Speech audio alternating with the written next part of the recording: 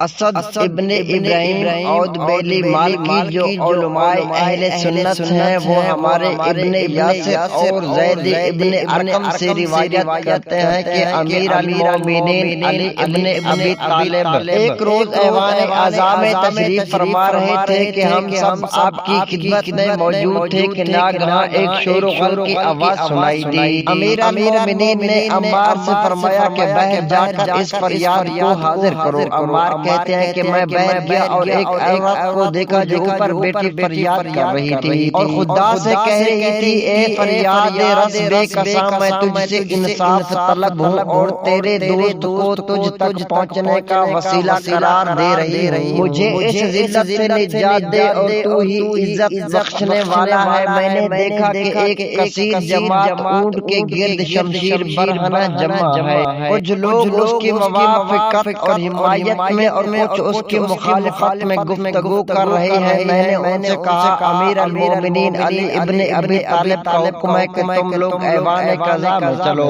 وہ سب لوگ اس عورت کو لے کر مسجد میں داخل ہو گئے۔ ایک مجمع اکثیر تماشیوں کا جمع ہو گیا یا امیر المومنین کھڑے ہو گئے اور حمد و ثنا خدا و ستائش محمد مصطفیٰ کے بعد فرمایا بیان کرو کہ کیا واقعہ ہے اور یہ عورت کیا کہتی ہے۔ مجمع سے ایک شخص نے کہا یا امیر المومنین اس قضیہ کا تعلق مجھ سے ہے، میں اس لڑکے کا باپ ہوں، رب کے نام گرامی معزز متمول مجھ سے اس کی خواستگاری کرتے تھے مگر اس نے مجھے ذلیل کر دیا۔ امیر المومنین نے لڑکی کی طرف رخ کیا اور فرمایا کہ جو تیرا باپ کہتا ہے کیا یہ سچ ہے؟ لڑکی روئی اور چلائی اور بولی یا حضرت پروردگار کی قسم میں اپنے باپ کی بے عزتی کا باعث نہیں ہوں۔ بوڑھا باپ آگے بڑھا اور بولا یہ لڑکی غلط کہتی ہے، یہ بے شعور قانونگی حاملہ ہے۔ امیر المومنین لڑکی کی طرف متوجہ ہوئے اور فرمایا کہ کیا تو حاملہ نہیں ہے اور کیا تیرا باپ جھوٹ بول رہا ہے؟ لڑکی بولی واقعی یہ سچ ہے کہ میں شوہر نہیں رکھتی لیکن آپ کے حق کی قسم میں کسی خیانت کی مرتکب نہیں ہوں۔ پھر امیر المومنین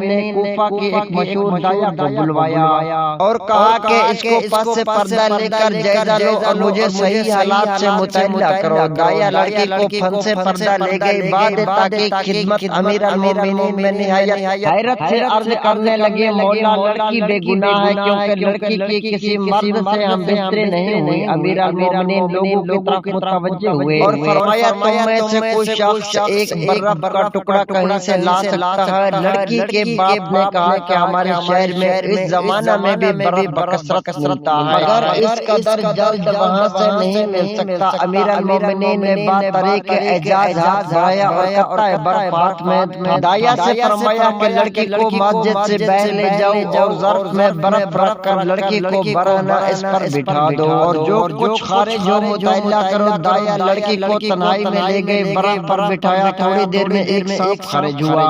داعیہ نے لے جا کر امیر المومنین کو دکھلایا۔ لوگوں نے جب دیکھا تو حیران ہوئے۔ امیر المومنین نے لڑکی کے باپ سے فرمایا کہ تیری لڑکی بے گناہ ہے کیونکہ ایک کیڑا تالاب میں اس کے نہاتے وقت داخل رحم ہو گیا جس نے اندر ہی اندر پا کر یہ صورت اختیار کی۔